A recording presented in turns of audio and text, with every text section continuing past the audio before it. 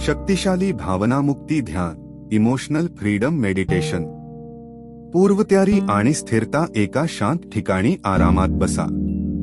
डोळे हलकेच मिटून घ्या। स्वतःच्या श्वासावर लक्ष केंद्रित करा। जाणीव ठेवा की तुमची पदवी, बंक बॅलन्स किंवा सामाजिक प्रतिमेपेक्षा तुमचा हा श्वास कितीतरी पटीने मौल्यवान आहे। स्वतःला सांगा, पुढची काही मिनिटे मी कोणतीही भूमिका बजावत नाहीये। मी फक्त एक माणूस आहे, मशीन नाही। मनातील धरणाचे निरीक्षण। कल्पना करा की तुमचे मन एका विशाल धरणासारखे आहे।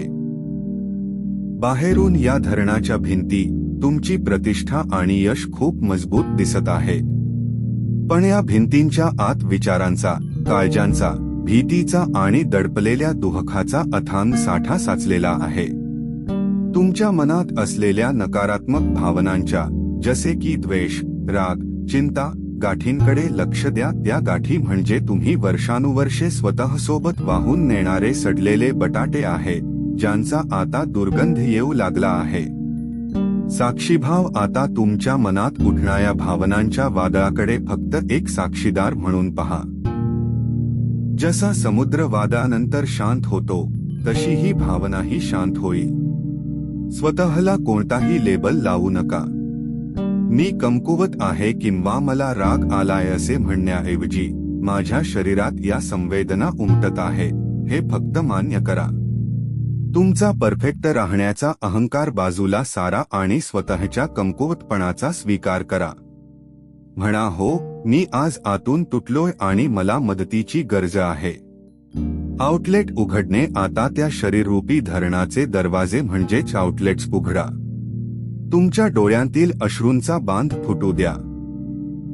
हे अश्रू तुमची कमजोरी नाही, तर मनातील साचलेली घाण बाहेर काढण्याची प्रक्रिया आहे। मनातील सर्व स्ट्रेस, उपेक्षा आणि दुःख या वाहणाऱ्या पाण्यासोबत वाहून जाऊ द्या। मी जगासाठी सर्व काही सहन करणारा महामानव नाही, मला रडण्याचा आणि थकण्याचा पूर्ण अधिकार आहे, ही जाणीव मनात रुजवा।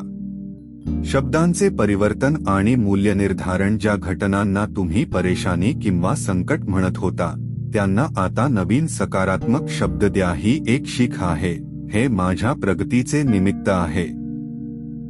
भूतकाळातील घटनांसाठी तुम्ही दिलेली मोठी किंमत म्हणजेच तुमचा आनंद आता कमी करा। 1 रुपयाच्या माचीससाठी जसे आपण 10 रुपये मोजत नाही, तसेच एका छोट्या घटनेसाठी स्वतःला आयुष्यभर त्रास का द्यायचा।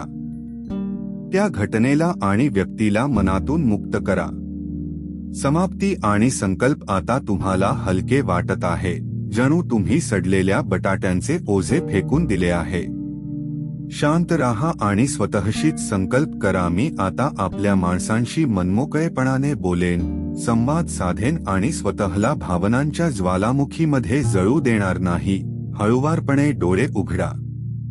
हे ध्यान केल्यावर तुम्हाला खूप रडू आले किंवा अस्वस्थ वाटले, तर एखाद्या जवळच्या मित्राला किंवा शुभचिंतकाला फोन करा आणि मन मोकळे करा।